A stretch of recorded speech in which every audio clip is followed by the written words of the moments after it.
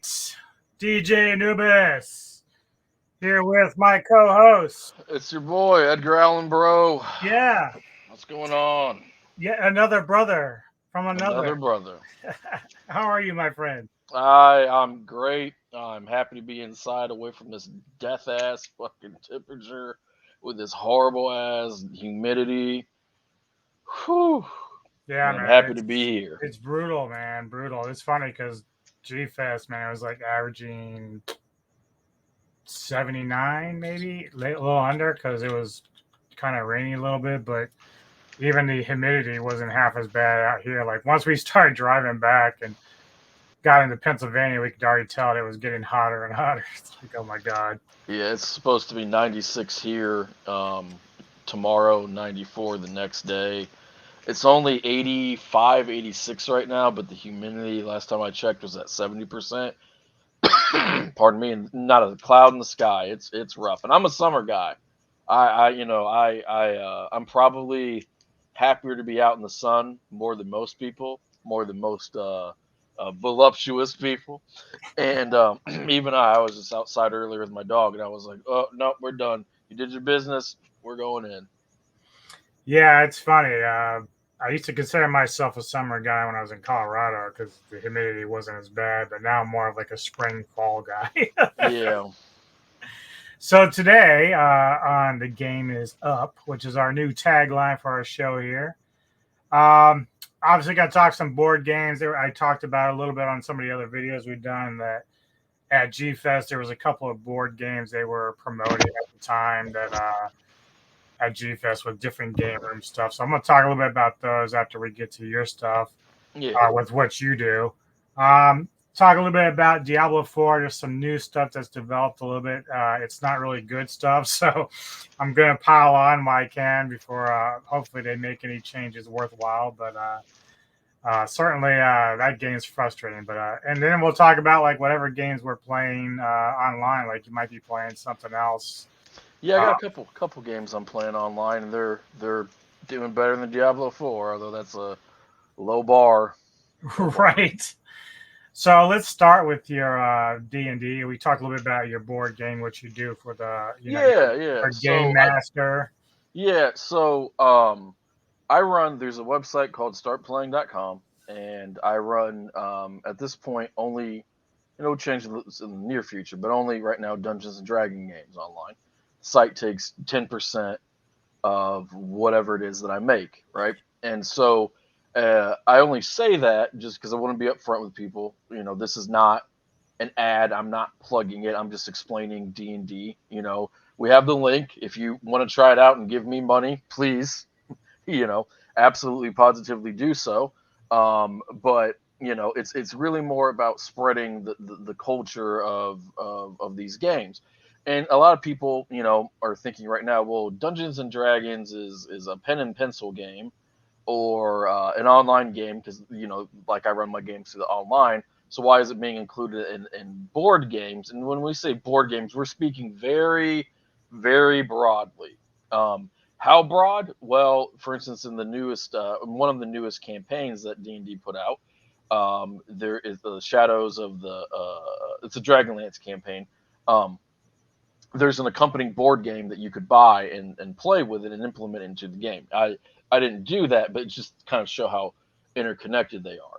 And so Dungeons and Dragons has been gaining. It's honestly been gaining popularity for quite some time. It's in the public zeitgeist. Really, you see it. It got big with Stranger Things.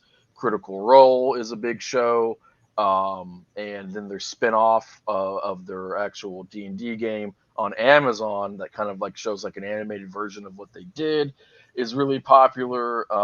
There's the recent Dungeons and Dragons movie, which came out a handful about 5-6 months ago, which was a pretty decent success.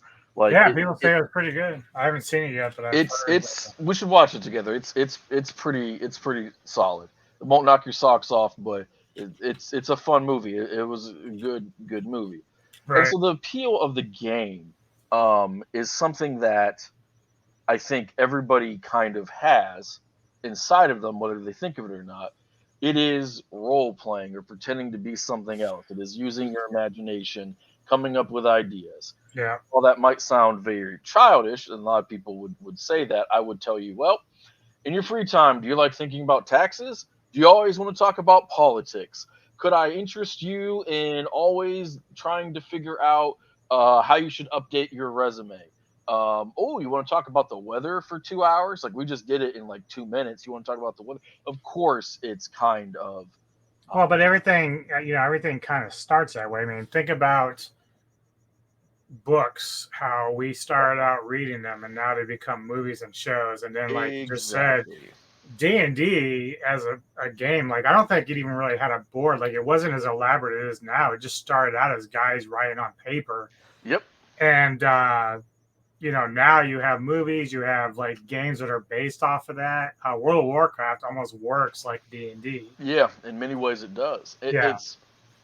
It's such a central point of pop culture, whether people know it or not. And like to the point where, 10 years ago, 20 years ago, 30 years ago, 40 years ago, people would know Dungeons and Dragons as, oh, it's that nerdy game that those losers play.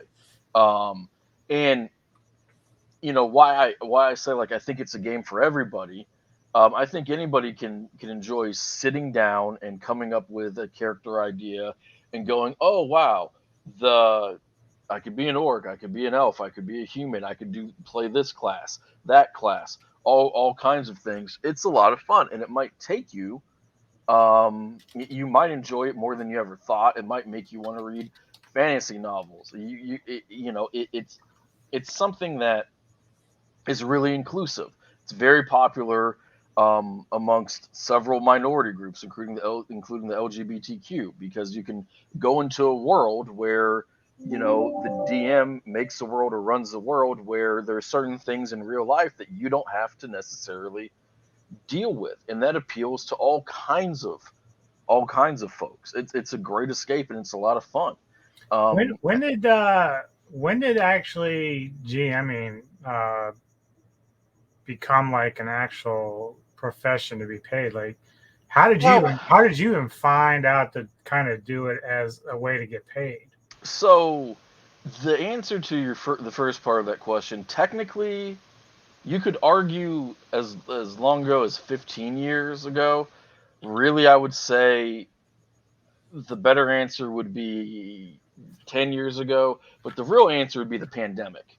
Um, when you had a lot of people who are rewatching Stranger Things and looking for things to do and looking to try new things, I can't tell you how fast my games filled up, which takes me to the next part of your question. When did I think about, oh, should I do this? Or like, how did I hear about it? Well, I was looking for things to do because at that point in time, I was just sitting in my house, in my room, and my day consisted of playing with my dog, getting her out, feeding her. Um, Sorry, she made a wet sound. I thought she just vomited. Thank God she didn't. Um, I thought you and were law gonna say school. she farted or something. Yeah, yeah, and in law school, that's what my day was. And so I was sitting there, and I was like, okay, all right. Well, I got the bar coming up, and I got a couple of classes to knock out. So, uh, let's go over the rules against perpetuity. Don't look that up. It's the worst thing ever. It makes no sense. Um, all right, let's go over tort law. Okay, let's go over family law and the dissolution of property after the termination of marriage and yada yada yada. And I was like, I like playing D&D. I want to play more D&D. So I just Googled online D&D, and I saw it start playing, and I was like, well, I like money, and I know all the rules, and I'm a creative guy, and I know how the rules work. Like I am quite qualified to open up a rule book and run a game, and understand the difference between rule of cool and rules as written, and which one is better, and all this super actual nerdy shit that I won't get into. And I just started doing it, and it was a blast. And I started off with one game a week. I was running a wonderful campaign called Descent into Avernus, and then I paused it for bar prep. And then as time went on, I missed doing it, and I started running more games and more games. And when I walked away from my legal career and I was looking for what do I want to do with my life, I was like, well, what do I love doing? Like I just spent technically 4 awful years in law school with the just horribleness that is law school. And I'm not trying to dissuade anyone from going. If you want to be a lawyer, go. I'm not, just the quick caveat. But that, some sicknesses in my family, the pandemic, some deaths in my family. When I was practicing under a special license as a prosecutor, waiting for bar results, there's a Supreme Court rule. Illinois Supreme Court Rule 711 says if you completed X amount of hours in law school and you can get supervision, or you took the bar and you're waiting for results, you can practice as a baby lawyer, basically. And I was doing that. Not to toot my own horn, but I was really good at it. But it was horrible for me. Like, I felt great. I had a sense of accomplishment and whatnot, but the job was killing me. Then I came very close to passing the bar, but I did not. Kept my job, and then I basically acted as what I personally called a pseudo lawyer, where I'd write briefs and motions and do research and stuff like that. And then a real lawyer would review it, make sure everything was good. They'd sign it, put it under their name, so they were responsible for it. I was like a super paralegal, right? Like, I was like the dopest paralegal ever. And I got through all of that, and I moved, and my life hit a reset button. I'm happier now than I ever have been. And I was just looking for things to do. What do I want to do? Well, I want to try to do something fun, and so I really loved DMing, and I really love writing. Hence, the books that I'm working on, the content that I'm writing, and that takes me to another game that I play in. I have an actual play, which is basically a streamed session or sessions in the campaign for another game. And this one I know and this one I know you like. It's Call of Cthulhu. Call of Cthulhu is dope because Lovecraft is dope. And a lot of metal bands like Call of Cthulhu and shit like that. Yeah. And so for those who are uninitiated, Cthulhu looks like, let's see. This motherfucker. Yeah, that's about as good as we're gonna get. Basically, he's like Davy Jones. Yeah. He's this elder god, and he's asleep, whether he's in another dimension or in a city underwater or whatever you want to call it. And he's this eldritch being whose dreams will screw you up, and he's a part of this mythos, this Lovecraftian mythos, and it's a horror game. And unlike D&D, especially 5th edition D&D, it's really hard to make at a certain level challenging combats, and it's hard for your players to feel like their lives are in danger. In Call of Cthulhu, your life is always in danger because you're just some schmuck with a gun, maybe a flamethrower. You're just some nerd who speaks 7 different languages and is really good at research. And it's like, hey, Cthulhu or this cult or these people, they have all these supernatural things that's going on. And it's a great game because it lends itself to a genre called Monster of the Week. You get together, there's a mini investigation. You don't fight Cthulhu, you'd instantly die. Right. He's kind of like in the backdrop of it. There's other elder gods like that too. He's just running the crew. Yeah, exactly, directly and indirectly. And it's really dope because you're in peril constantly. You're just a dude. You're just a lady. You're flesh and blood versus other people who are flesh and blood, sometimes skin and scale and stone and teeth and claws and stuff like that.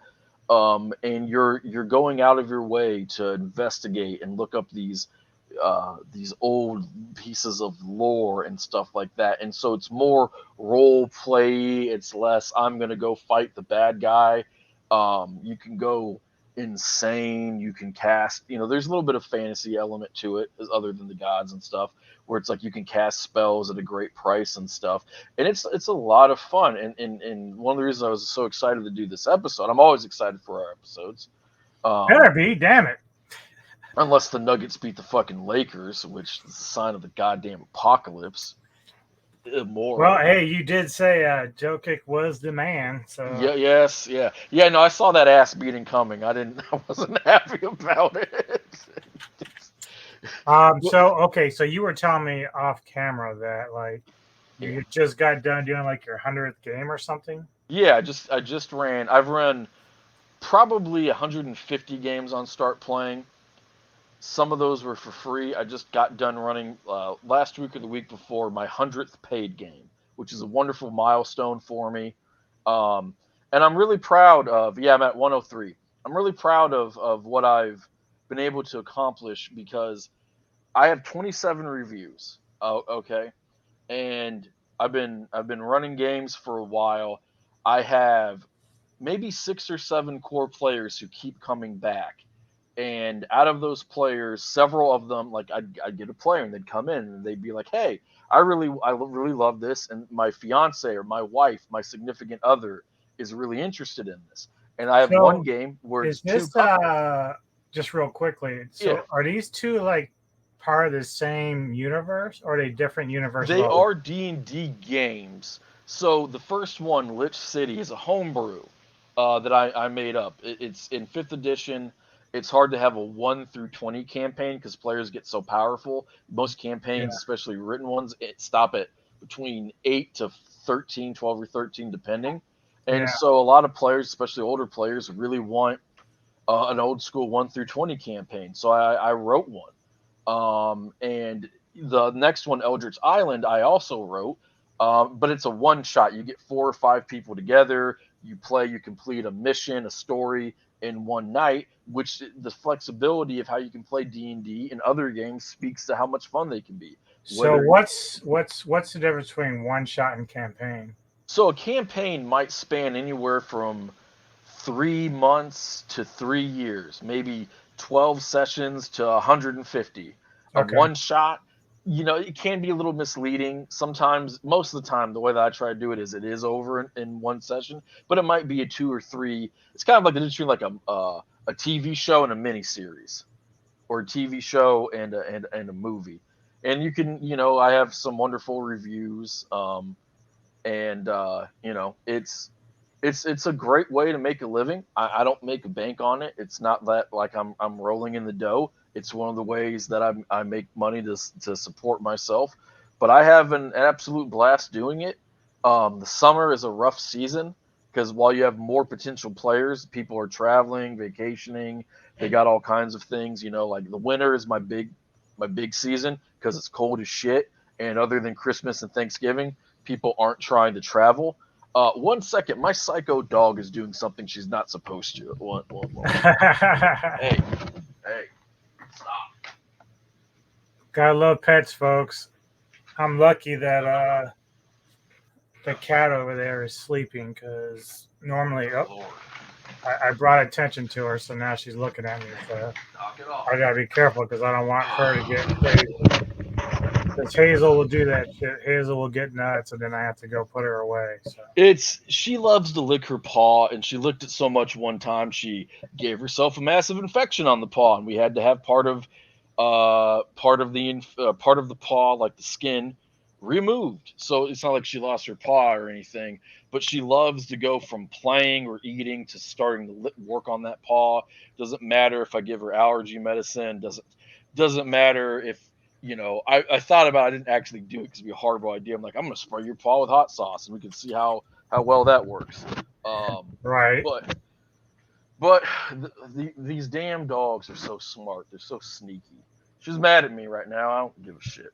She's Ugh. so mad. She's Yeah, a mad yeah. Oh yeah, dog. she's pouting right now. She's a But I mad don't want her to dog. get sick.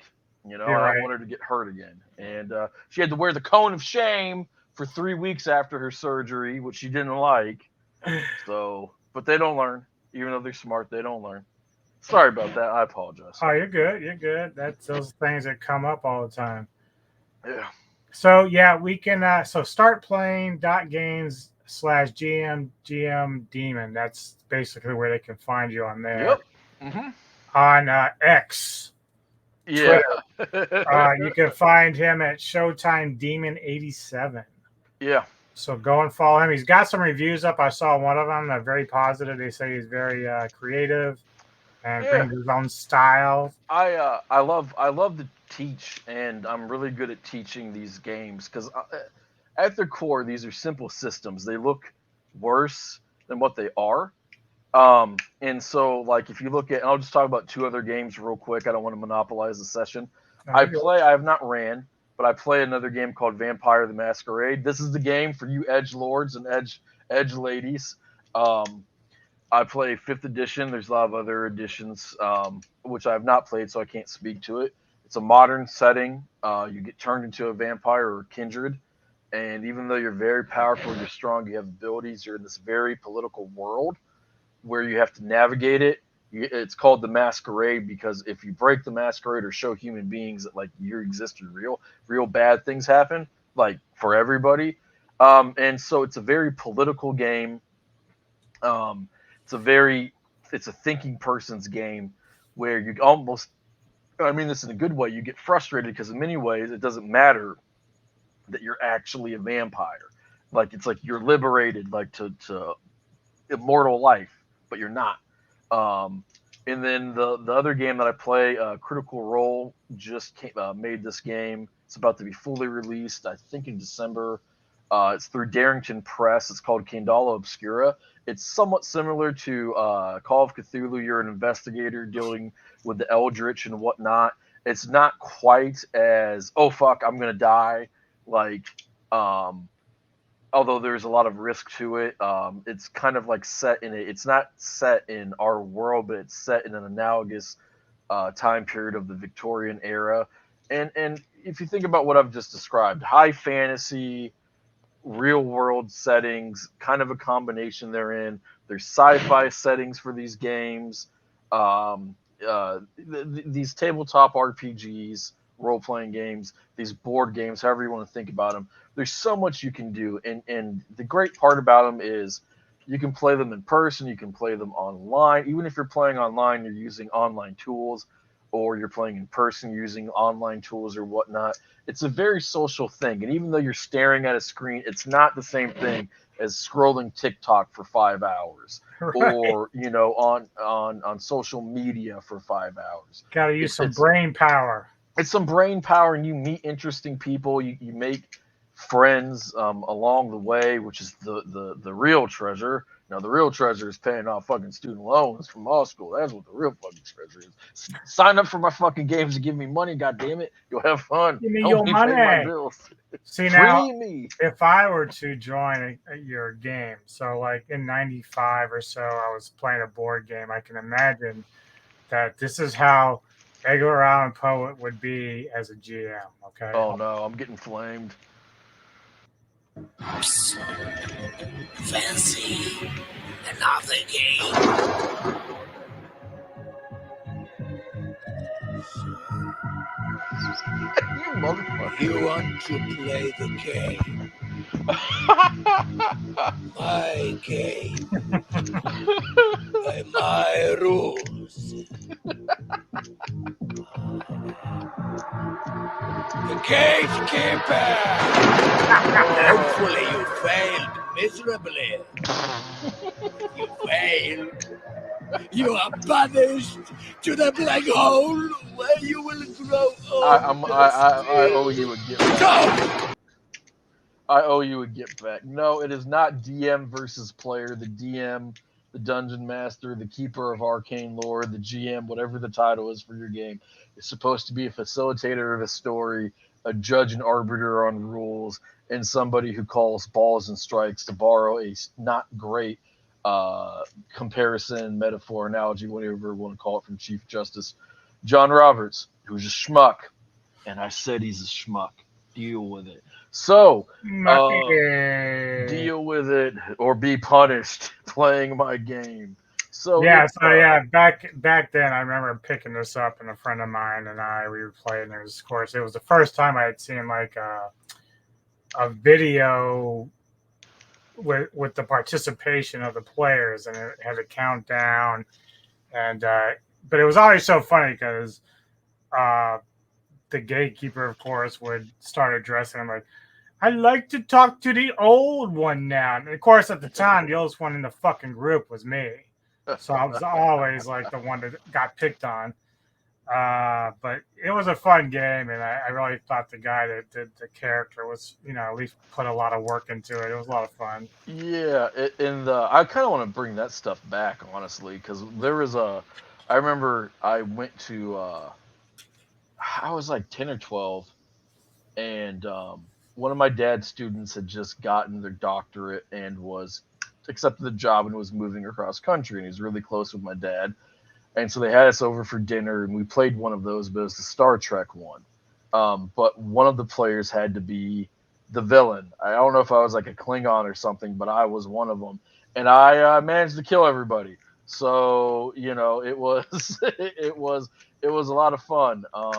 These games are a good time. I think people should try them out. On Start Playing, you'll see a lot of games that will cost $5 or they're free. It's a safe, secure site. You don't have to worry about your credit card being hacked there any more than anywhere else, right? I mean, Netflix just throws your personal information around every 2 months anyway. So, if it's not through me, if it's just at a local game store or something, I truly encourage everybody to go out there and try these games out. Just try something new. Yeah, and that's Great kind of hobby. the interesting thing because G Fest, with all the things that we had the ability to do, so you had meet and greets, the dealer room, of course, but then they had like two separate game rooms. First one, they had all these computers set up, and it was, of course, all the kaiju games that you can play, both old and new, because that was always packed. And then you had the other game room, which wasn't as always packed, but I always thought it was interesting because these guys, one guy is actually, he's in a band. I have to try to go back and remember who it was, but he was promoting one of these games, and I'm going to show you. And but I always thought it was cool. Like, it's very elaborate. It's they took a lot of time in making the pieces and everything else for the board game. Like we actually own like Godzilla Monopoly, like one of those. Yeah, the classic. I also have one for sharks and everything else. So uh, it's just cool that they are still doing these board games, and it's very elaborate. Like, they have the cards for the monsters, and they're what the hit points they do and everything. But one of the first ones that got brought up with the same guy, he told us about this game called King of Tokyo, and I really don't know a whole lot about it. But I'm like, we got a trailer here. I'm going to show Hell it. yeah. So let's check it out. And we're not paid sponsors for any of this stuff either. Just All right. as Poet said, if you guys are looking to get back into games and board games and stuff like that, and you want to disconnect from technology, this would be a way to do it. Yeah.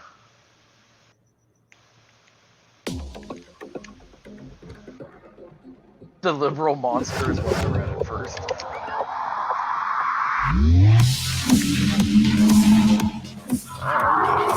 Oh shit, the game. Gigazor? Megazor? Okay. Cyber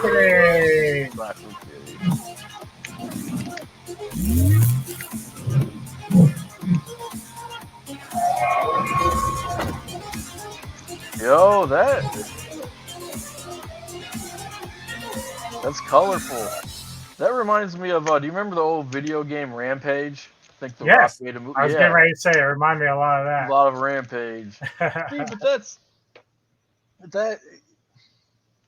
Not to be a broken record, but like I've never played that game. I might buy it. This one here, world, but like, doesn't that just look fun? Like, yeah. I mean, it's super bright and colorful. You can tell that the game takes itself serious enough to be a functioning game, but also knows that it's a tad bit silly, like Cyber Kitty. Like, come on, right? Mm-hmm. It's got some production value with the trailer and whatnot. That, I think, is what would be called an indie game. Wizards of the Coast does Dungeons and Dragons, Spelljammer, stuff like that. Paizo does Pathfinder. I think White Wolf still does Vampire the Masquerade, etc., etc. Like, I don't know what company makes that game, but they're probably a very small, quote-unquote, independent company. It's a great way to support small businesses. I mean, like, look, I've given Jeff Bezos plenty of money. I've given the Walmart homies plenty of money. I understand how the way that the world works. Mom and pop shops are going the way of the dodo bird. Like, we barely have newspapers. We have like 5 huge newspapers and a ton of tiny ones. That's tributaries really. That's Right. that's what we have. But it's a way to help people who are really talented. Like for instance, in my game, I run it online, so I have a digital online map, right? And so there are people who have Patreons. They might charge $1, $5, $10. The tiers ones, but they make these wonderful, beautiful maps, and sometimes they're so good. I'll look at one and I'll go, "Wow, this would work for the campaign, the module that I'm running, but it has X, Y, and Z in it. So I'm going to tweak this fight or tweak this story just a little bit to implement something that's in this map." And Right. then between that and how you tell the story and how your players react, you're doing collaborative storytelling. It's hard to beat, man. No, it is. Because it was funny because back in the '90s, I had a friend, and he was very much into D&D as well, and he was a game master, and I didn't know much about it, but he would write a campaign for us, and then we would go out. We'd go buy like a figurine to represent Yeah. the character, and we'd paint it and all the things. And do you find that your uh, clients do the same thing? I find that a lot of them draw their artwork for their avatars, or they'll commission an artist. Some of them will go to there's a website where you can custom make your own figure, like you were talking about, and it'll give you a picture of it. And so then they take a picture of it, and sometimes they buy the model. Other times they just use it as an avatar creator. Some people will do and I'm touching on some controversial stuff here, but the AI art and stuff like that. And so people, really get into it, and they write their elaborate backstories for their characters as well. And it's a big ass cottage industry. And there are websites that make content for you to play as a solo player, or they sell like what they wrote, like on a place called, I'm just plugging everyone, right? Drive Through RPG. You can find third party content creation there. There's just so many really fun, cool, interesting aspects of the hobby, or in my case, the profession. And it is real work, right? Like I will tell you this because I get paid to do it. And the paid DM thing is kind of controversial in the community. A lot of people thumb their noses at it, and they talk about how, well, it's not a real job and blah blah. I don't care. Like everyone's entitled to their opinion. Dude, Nobody's opinion can you hurt have to have a me. lot of creativity to do that It because you have like I don't know if you ever saw it because I know you're a Harry Potter fan like me. Yeah. There was a website. I don't know if it's still going now. It was called the Snitch Seeker or something. But all the Potter fans would gather there in a forum, and they would run stories for the fans and the members to portray their own character Yeah.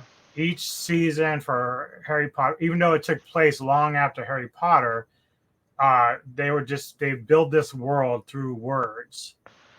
It's That's a lot of fucking work, dude. Like a lot of work. because you have to keep the continuity. Like Right. the Dragonlance campaign that I was running. The Dragonlance is a world under the Dungeons and Dragons umbrella. It's its own universe.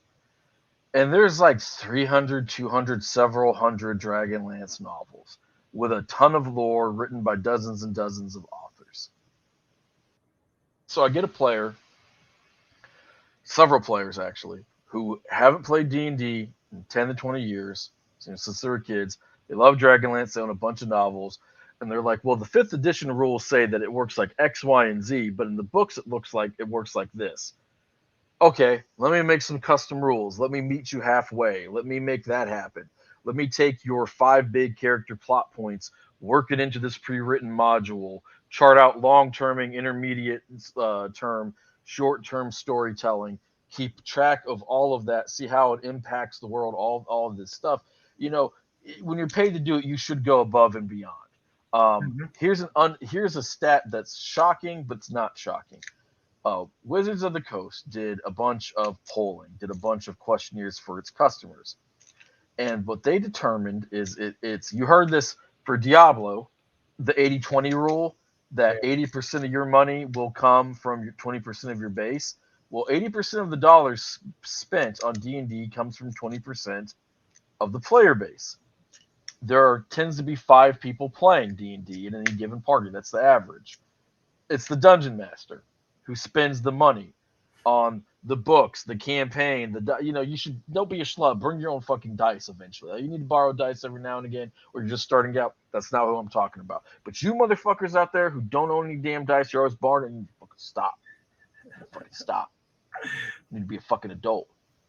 Don't make me fucking. Anyway. Yeah, it was funny because like the other game that I was talking about for G-Fest, and it was the one they were promoting at the time, is a game called Monster Apocalypse. Ooh, and that just sounds good. Yeah, it looks amazing.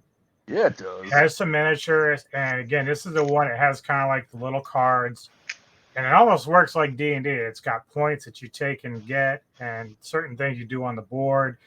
But I do have a little bit of a trailer here, tutorial type thing. So let's check this out. Hell yeah! Monster Apocalypse.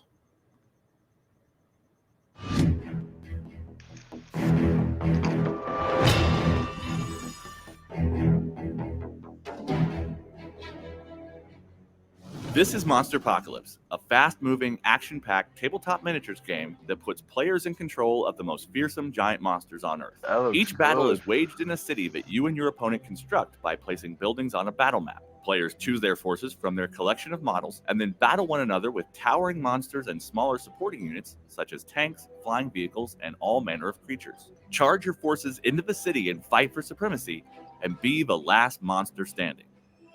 Monster Apocalypse is a game for 2 players and their giant monsters, with each side trying to smash the other. But before you can start tearing apart the cityscape and throwing each other around, you'll need a few important things. The game includes 3 types of models: monsters, units, and buildings. The action in Monster Apocalypse centers around giant monsters. A monster is your single greatest and most powerful asset in battle, but be careful. If your monsters are destroyed, you lose the game. Units represent the minions and support troops that accompany your monsters in their fight for supremacy. Units may not seem that powerful compared to giant monsters, but intelligent use of units can quickly tip the odds in your favor. Units begin in your unit reserves and are spawned onto the battle map throughout the game.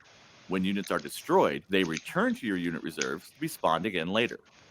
There are 2 types of units: grunt units and elite units.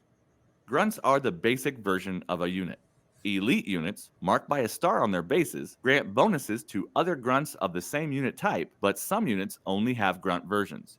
Buildings are large models that provide obstacles and objectives for your monsters and units. Debris tiles represent destroy buildings. One side of each tile is a pile of rubble, the other is a flaming hazard. All the carnage in Monster Apocalypse takes place on a battle map. The main part of a battle map is a large grid representing the metropolis where all the action takes place. This grid determines where you place buildings, where your units enter the game, and what type of terrain your models must traverse during the battle. When your models are in play, they occupy the square spaces on the battle map's grid. Small base models occupy 1 space. Large base models occupy 4 spaces.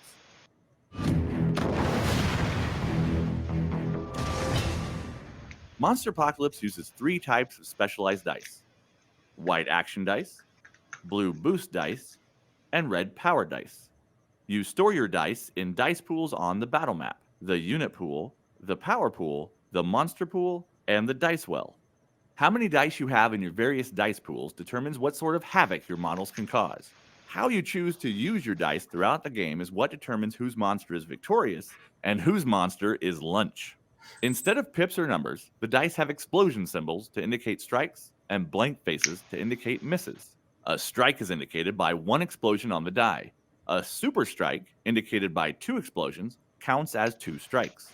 When rolling dice in Monster Apocalypse, simply add up the number of explosion symbols you see. Each type of dice has a different chance of rolling strikes.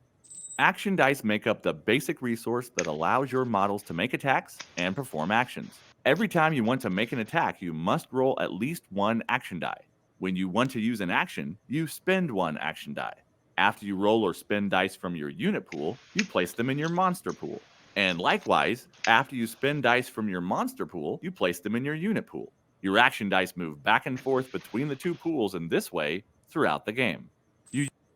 So yeah, I don't want to run the whole thing. It's like 30 minutes, but you can get an idea what the game's about, what it does, and it just reminds me a lot of D&D in a lot of ways. I know they have some gaming cards that they use to. Yeah, they do. I'm looking at it up on my. I'm not being rude. I swear. I'm looking at it on my other monitor.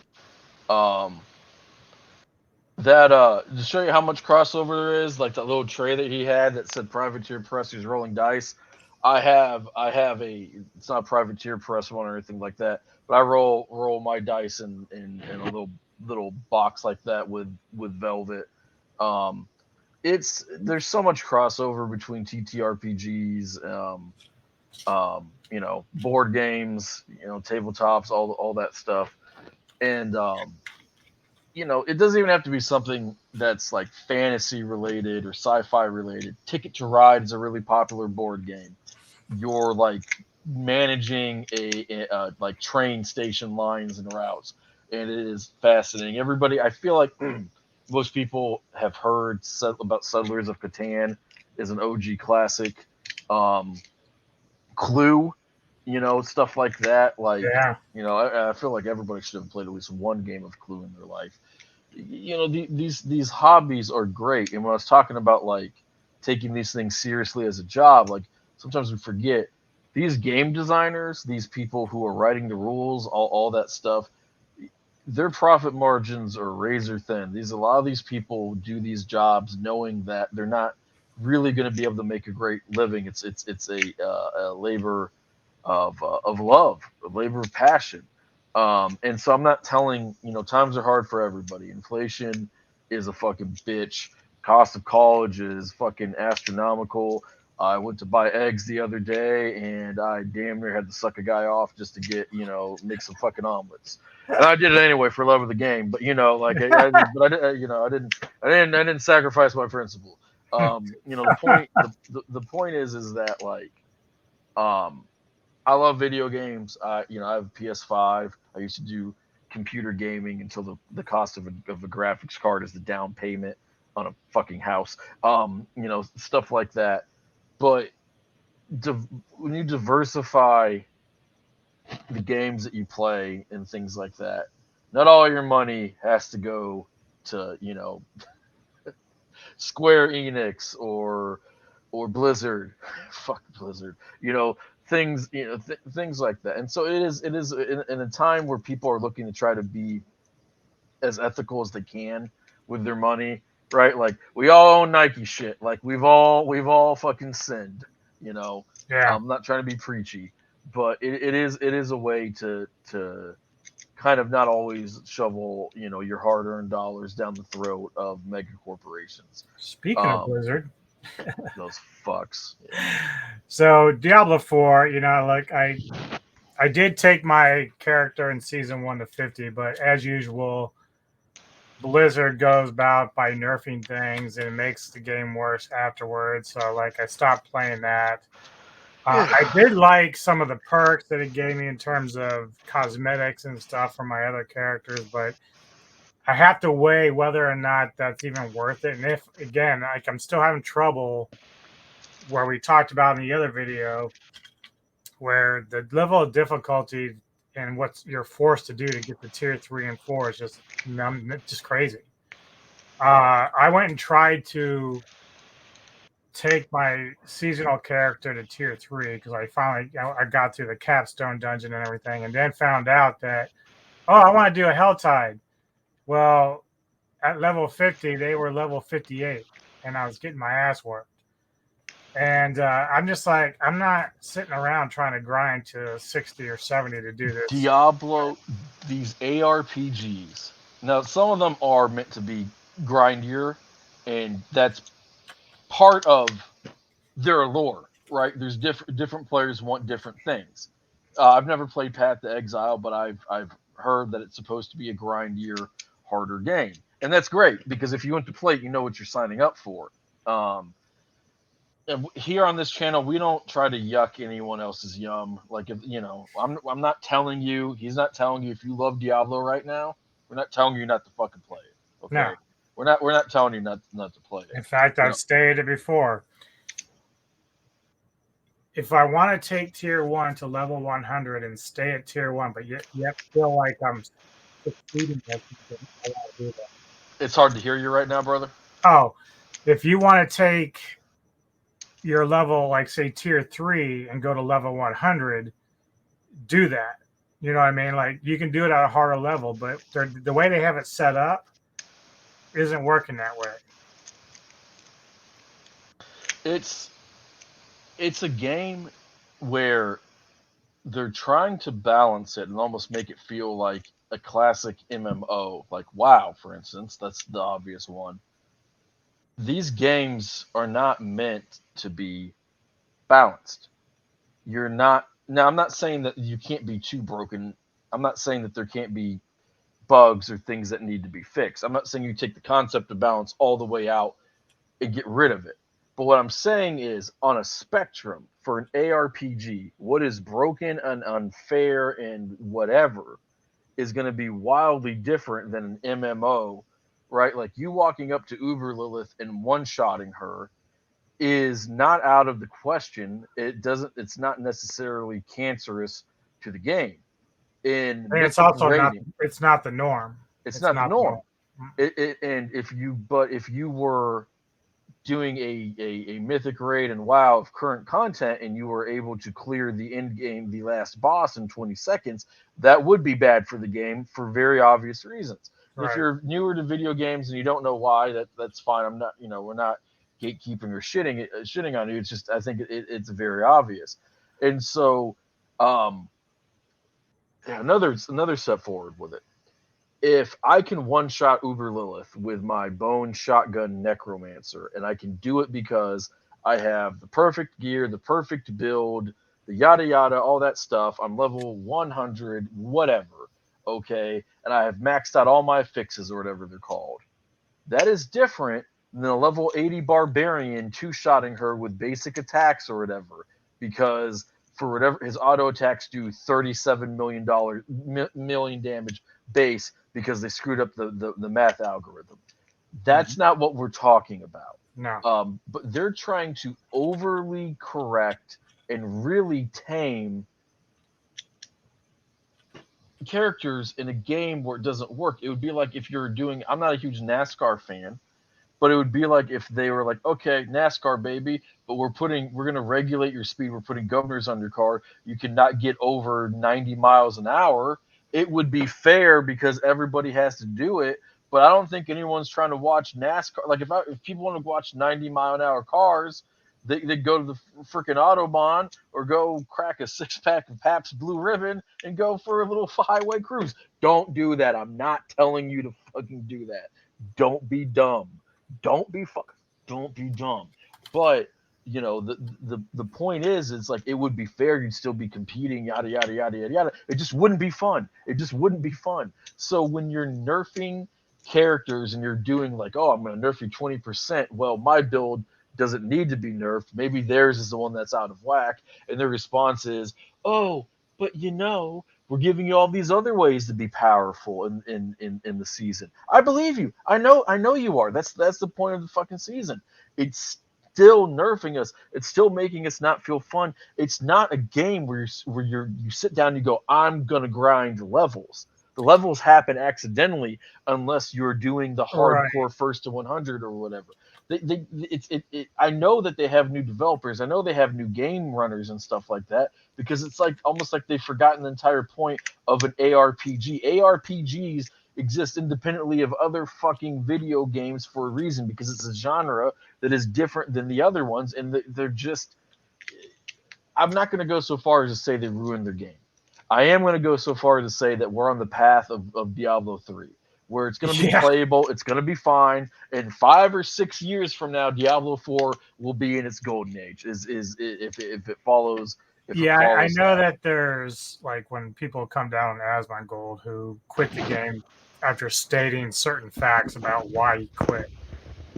But one of the things they keep saying is, well, your build's not very good. Well, the point that Asmon was trying to make is each character has various builds you can have. So if you can only beat the game on one particular build, then what's the point of playing the game? Exactly. You can't alter it. That's Now, the biggest thing for me, okay, this is my best example for why I'm frustrated with this game. My level 57 rogue, I was on tier 3 2 weeks ago, and you and I were playing and doing our thing, and I was able to do hell ties, and now this is before they did all the hell tie changes. Once they nerfed everything, I could not do hell tides anymore. So I dropped down to tier 2 veteran, even though I should be in 3, but I dropped down to 2. It's still a challenge for me, but I feel like I'm still overpowering the creatures I'm fighting. So, but the problem that I'm running into is because I've already experienced the goodness of 3 with some of the gear, there's nothing being offered on tier 2 that I need. So this is my reasoning for having every person who wants to choose which tier they want to try to go to 100 on should be an option.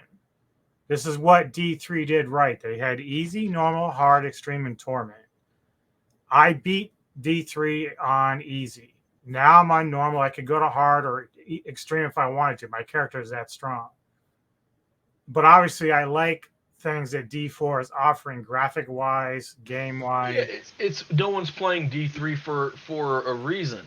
Right. Or no one's playing D3 for a reason. We're playing D4. Honestly, if you wanted to do a throwback D&D, you just go back to Diablo 2, which is the Mecca. It's still the gold standard. Right. We don't talk about Diablo Immortals on this channel. We do not.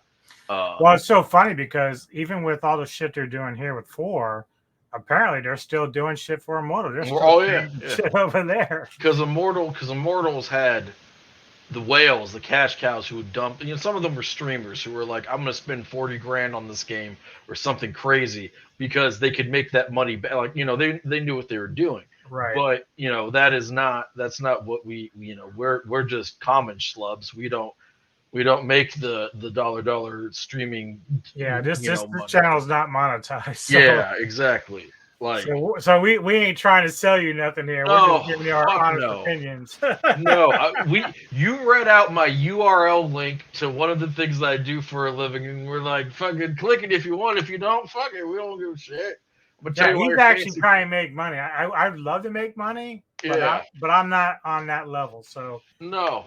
So we're not on the torment level. But there is no, what is it, Waynesville? There is no paid advertisements here, okay? Yeah, there is no. Zero sugar. Yeah. Dr. Pepper. Bye. No, fuck that. Diet Coke, baby. And don't forget my sweet Cthulhu sponsorship that doesn't exist. See how you can't see it? Because it's not. It doesn't exist. But the funny thing is, are you familiar with the streamer Chosen? No, maybe if you showed me a picture of him, but he recently did a video about, like, apparently Blizzard came out with something now where they're addressing this idea. It's something called Turbo Hub, and what it does, it's sort of like a game hack that allows you to have like an overlay, sort of like what the interactive map does for us with different things. Okay.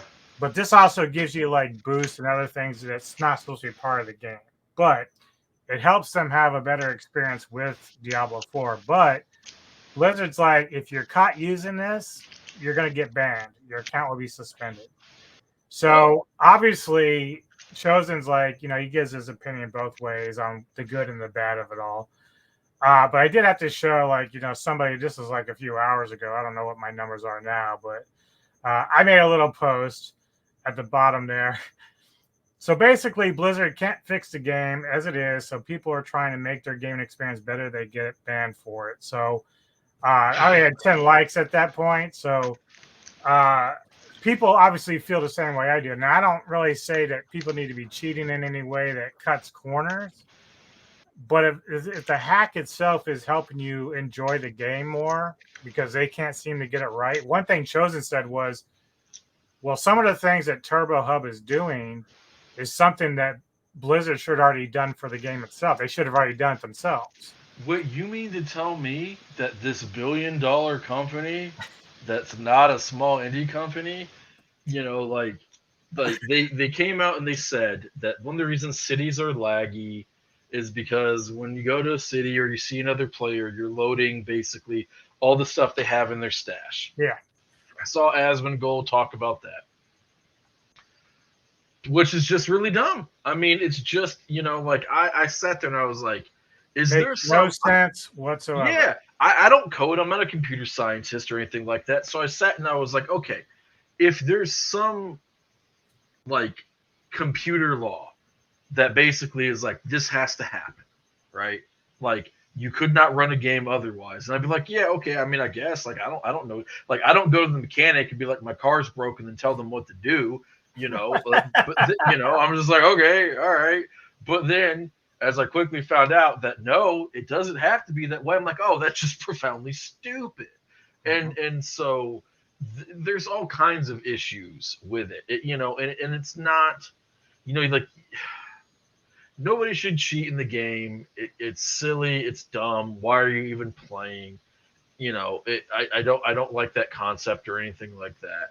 But if there's other things in this add-on that make a game that is still popular, I don't even think its numbers are truly declining that much because most people aren't plugged in. I want to see. Declined about, at least as of a couple of days ago, 600,000, but it's still doing well over 5 or 6 million. You're right, and I wonder how much of that would be normal, like if we could comp it to other games at this stage and they're whatever. Like I don't know how to get those numbers or where to find those numbers or even do. Well, they had to be taking some kind of it because back in May or March, whenever one of the beta, maybe it was June. Back in June, they said that during the second beta test, there was at least 10 million on there. Yeah, I know. I think there was 10 million on launch. Yeah.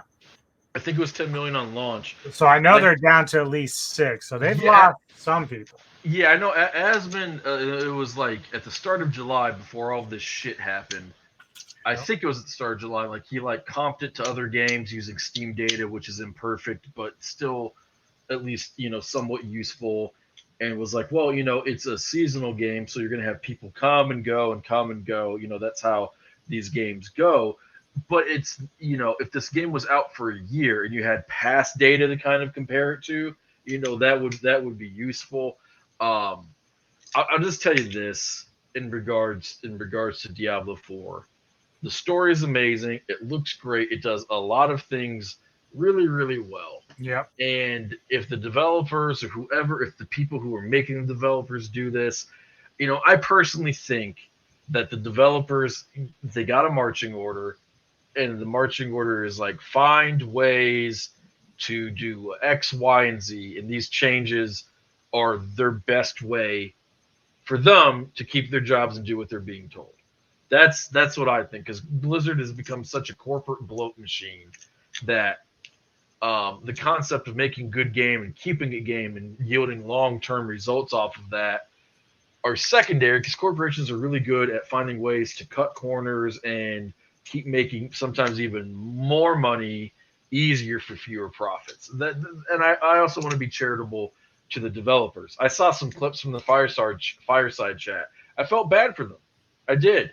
They looked very sad. They were not that guy in the middle, man. He looked like he was rough. Like he looked like he hadn't slept in days. Yeah, man. He looked like he came home and found the fucking divorce paper to sign. He looked like he came home. Speaking of which, they're going to be at it again tomorrow. Like they supposedly have another patch coming out soon. I uninstalled that game. What was it, last week or the week before? I think it was last week. I uninstalled that game because I was like, it is now at best just a good game. I have a digital PS5. I haven't bought a fucking external memory thing. Yeah. So I was like, well, let's get rid of that and then let's get some other games. And do you want to talk about what we're gaming? In a minute. Okay. One thing I will say before I close out the D4 stuff is we're not Blizzcepticons. We aren't those kind of guys. I know one guy who's a Blizzcepticon and he's pretty ridiculous, but is he a good guy otherwise? I'm sure in a lot of ways he is a good guy.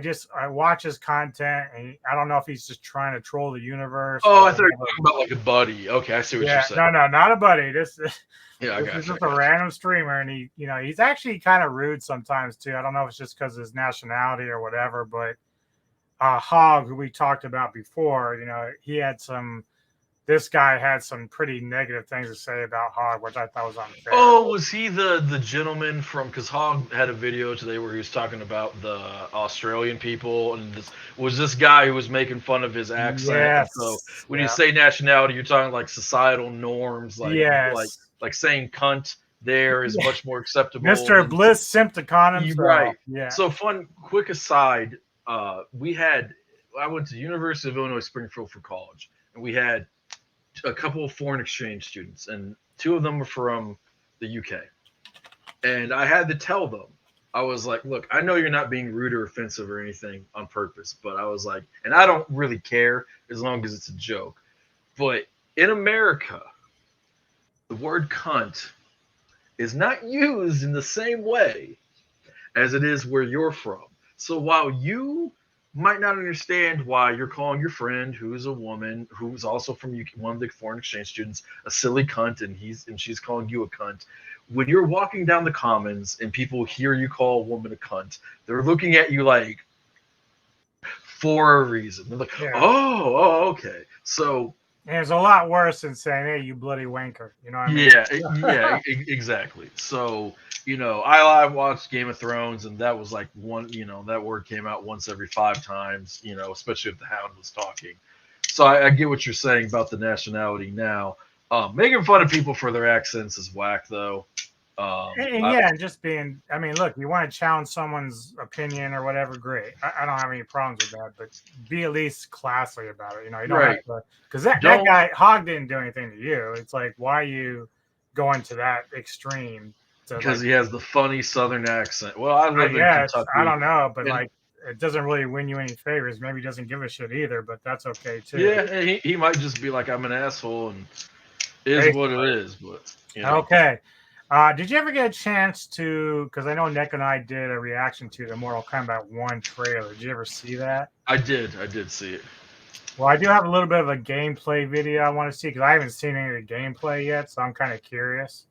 Are you excited to play MK1 at all? I don't know if I'll buy it because buyer beware.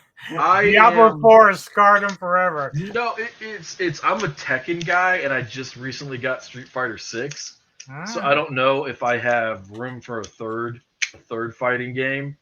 But Mortal Kombat is a '90s classic, so and I was born in '87. I'm a child of the '90s. Home to the second, greatest basketball player of all time when he got 6 rings. 90s is magical time. Well, at least you said second. Second, yeah. No, MJ's at second. We'll do like MJ 1 and LBJ 1.2. 2 is bigger than 1 in a way, so I'll spin it. But we ain't talking about packages here, man. Okay. It's a gift from God. Yeah, I remember going into the arcades and playing MK, and that was always a lot of fun. Those were the days, though. Yeah. All right, well, let's check out a little bit of the gameplay. How long is this? I'm not playing the full 4 minutes, but I want to see a little bit of what this is going to look like. Because this is a reset to the universe. I know that. Like, they're resetting the storyline. Yeah, did you ever play MK11? I know the storyline to MK11, but I didn't play it. From what I can tell, it basically takes off from the ending of that one, which is like kind of like a new universe. Yeah, so they can make new movies or more movies. Right. Oh, that looks good. Umgadi are warrior priestesses, selected from the firstborn daughters of Outworld. From infancy, they are trained to defend the royal family. I will prevail, Earthrealmer. This fight is more important to me than you like can Michelle ever Yeoh. know.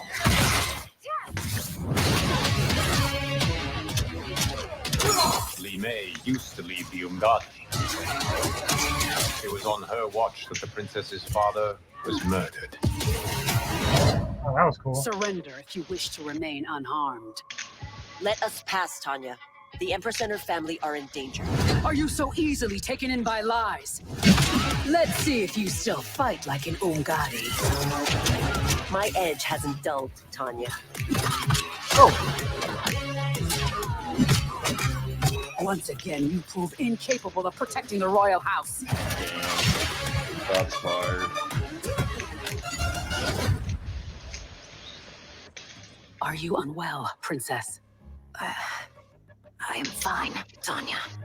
For you to hold the throne, we must keep your secret. With Liu Kang's help, maybe they'll find a cure. If he could have helped, he would have done so by now. We are victims of Tarkat. It disfigures, then debilitates. In time, it will turn us all into bloodthirsty monsters. Death is our only release.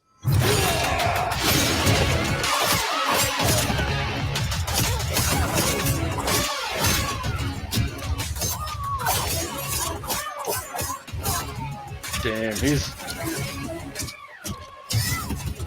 Oh.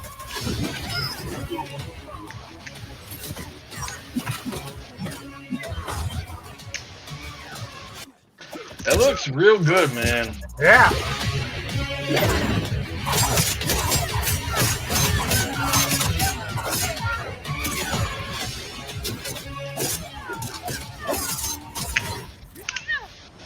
Let's move up a little bit.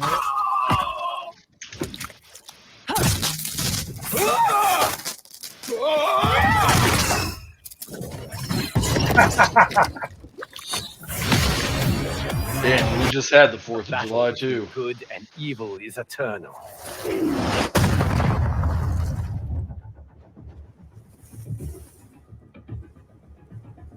Yeah. Oh, Invincible. Holy shit. Yeah, Homelander's gonna be in it too, I believe. Yeah.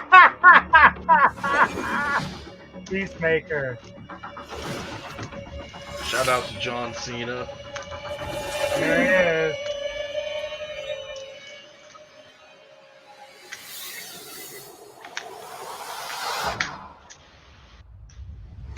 Dude, that's fancy.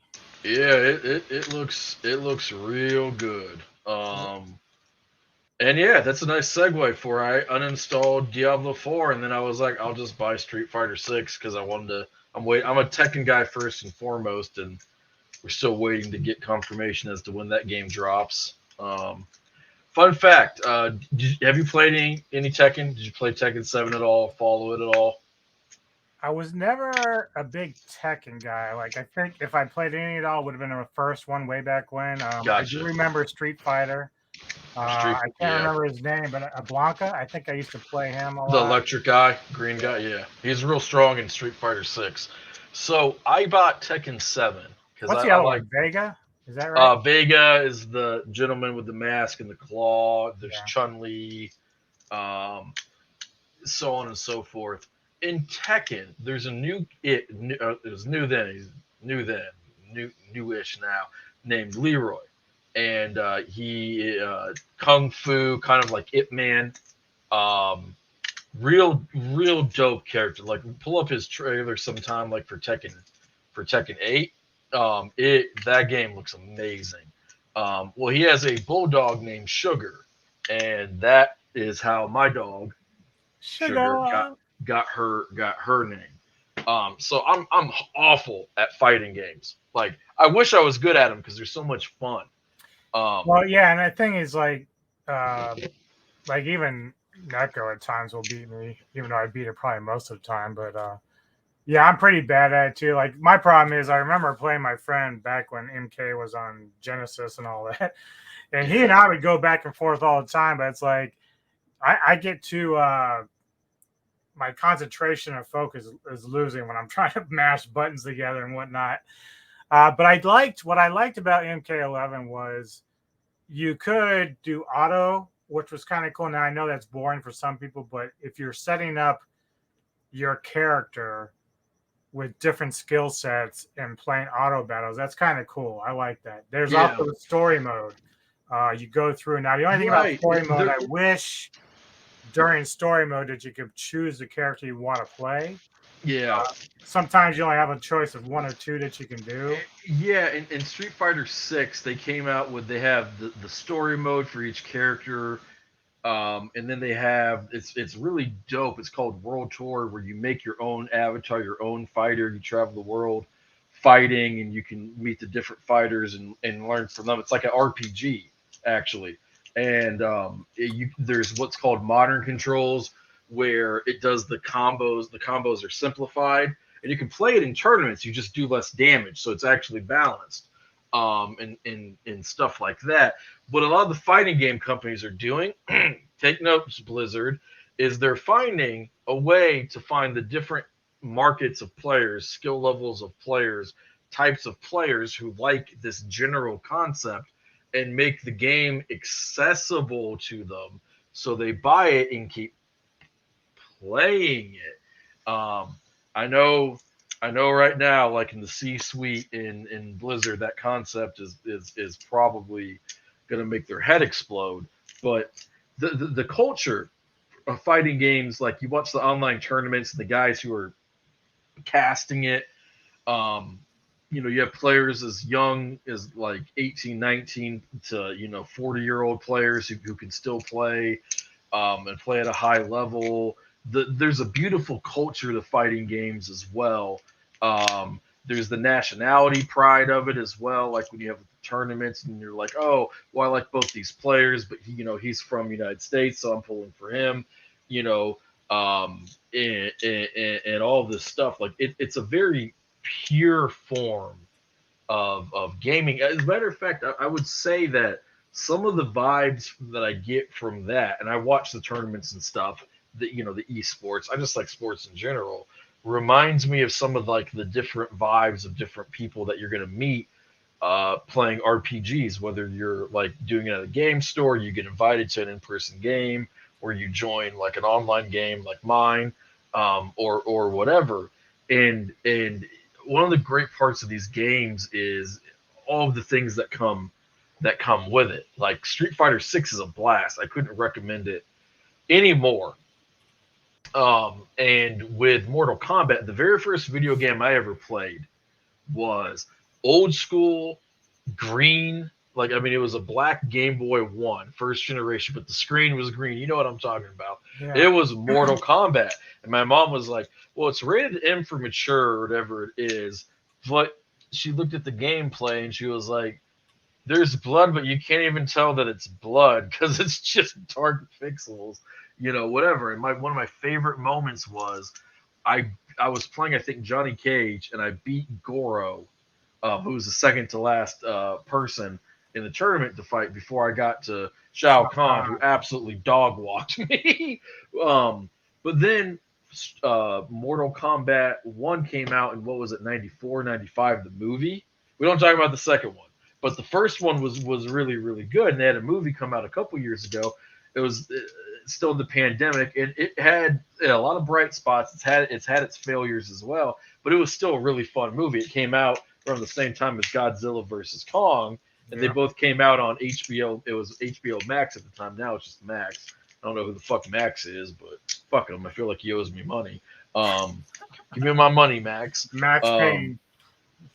And like all the stuff that comes with Mortal Kombat, they have some really good comics.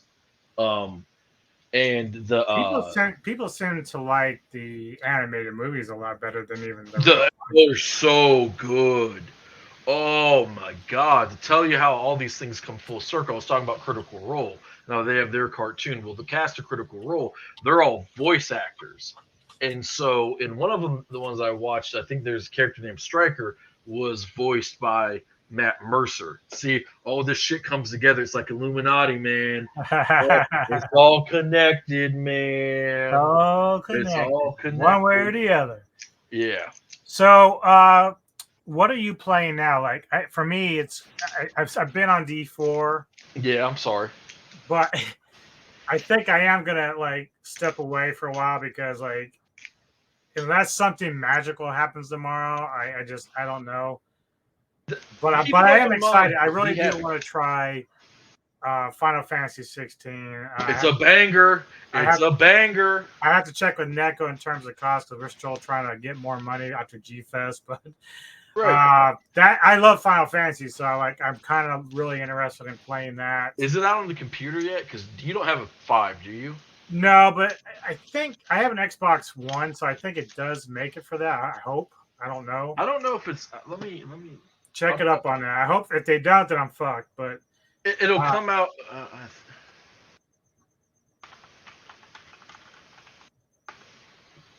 See, right now I just work off. It will not be on Xbox. None of them. It will not be on Xbox. Let me check PC. I'm positive it is going to come out. It will come to PC when 2028. Yeah, I'm guessing it'll be Christmas time.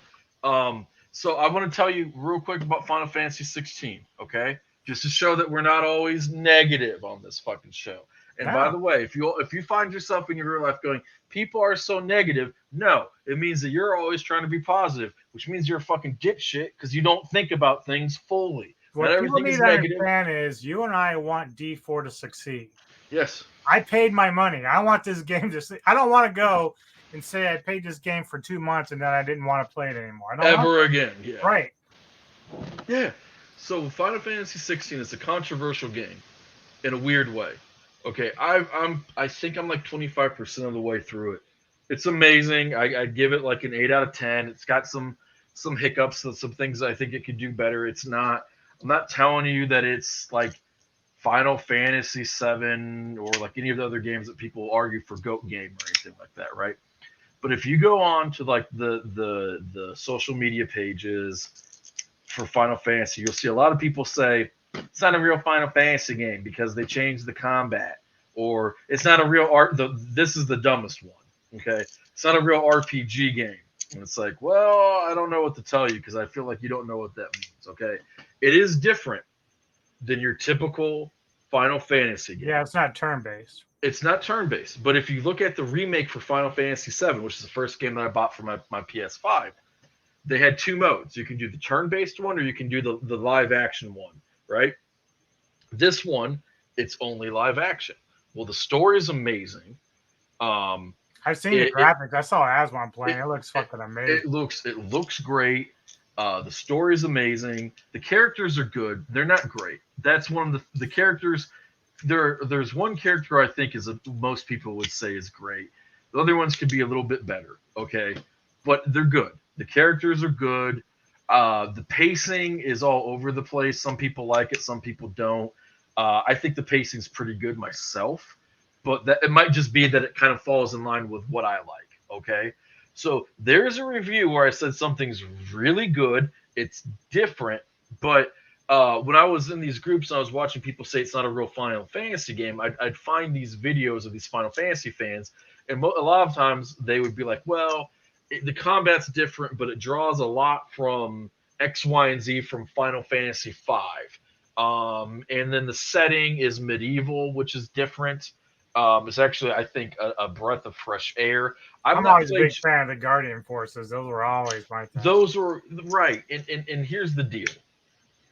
If you look at, and we can admit, I think it's a well-known secret, that a lot of the review sites of the magazines are incentivized to give positive reviews.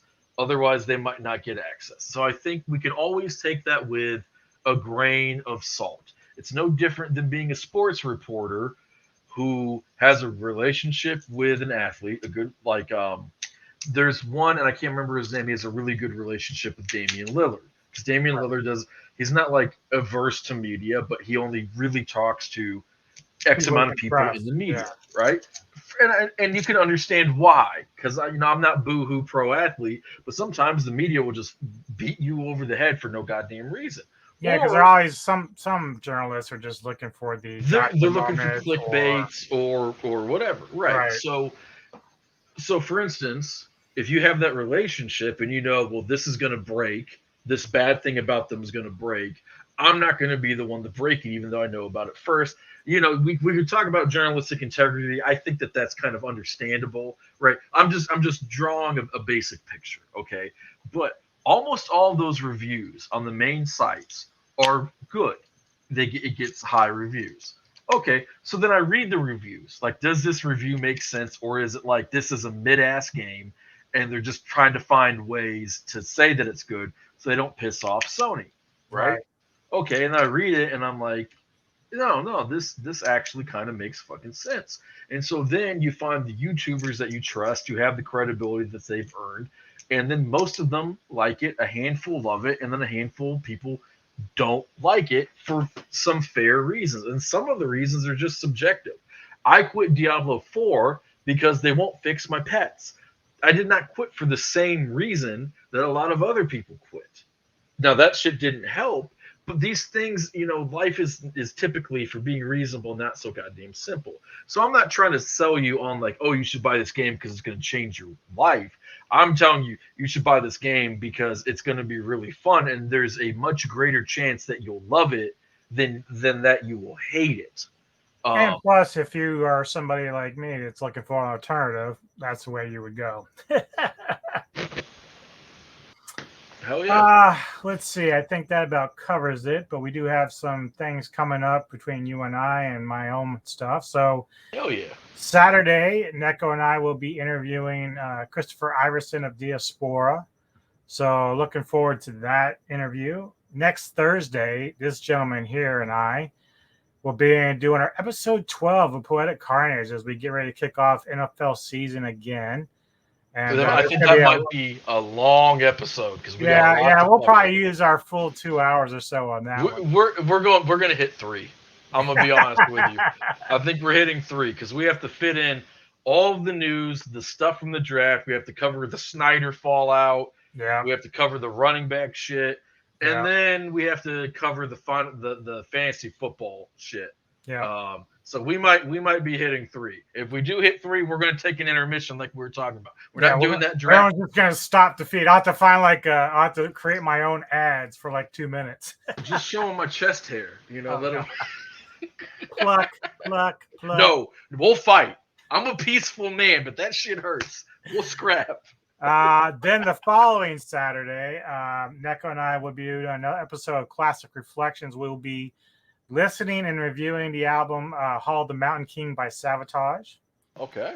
And then I think either the week after or maybe before that day, we're doing episode 4 of my top 50 movies of the 21st century. So we're getting closer and closer to my final 20, but it's been a little process here because there's so much going on. Yeah. And then towards the end of the month, I have another interview slated with a band called The Follow Me. So, got some things coming in the works. We appreciate you guys for checking us out and watching this. We love the support. We appreciate it a lot. Please go check out his game page if you're interested in playing D&D. The prices did not look bad at all. So. No, they're not. Some games run once a week. Some games run every other week. I know that you might be thinking for $20 that's the cost of a Netflix subscription, and I understand that. But it's I will tell you this: experience. It is the experience, and also just real quick because we are closing. But a lot of times the reasons why people pay is they go to a game store and it's clicky, or they live out in a rural area where it's hard to get a consistent game. When you're an adult and you have a crazy schedule and other people have crazy schedules, some D&D groups, they play once a month at best, like if they're lucky. And so some of the pay is for accessibility, but I'm a fair man. If somebody comes here, if you come to my page from here, when you go through all the stuff for signing up the game, you can shoot me a message on there or whatever and say, hey, I found you, from the podcast. I'll give you 3 free sessions. Just make sure that you like it. Yeah, and I'll have the links to his Twitter as well as his game page on the description below when I upload this. So hell yeah, and I appreciate that. Yeah, and, no problem, man. When it comes to the people who watch this, like we do this for fun. One day we do hope to get monetized and all that. But we do it for fun. We do it for you, and we have a blast doing it. And thanks for being part of our experience. That's the last nice thing I'm going to say for a while. And I'll just give you a little tidbit for the future. Your boy's got some stuff coming out in the nearby future relating to horror. Edgar Allan Bro. Maybe I was telling you something always. You don't know. Yeah. Oh, you don't know. You don't Be on the lookout because I know I will be. Yeah. All right, all. Have a great rest of your week, the weekend, and we will see you next Thursday for That's Play right. On Edge. To tell you why your favorite football team sucks and the Steelers are better. Broncos are going all the way, baby. To the third Peyton place ain't in the playing division. games. Peyton's not playing games. No, but hopefully Russ stops throwing picks. Yeah, well, apparently he's not the problem, so we'll see. Well, we will see. Hopefully he's a better leader. Yeah. All right, all. Have a good night, and thanks again.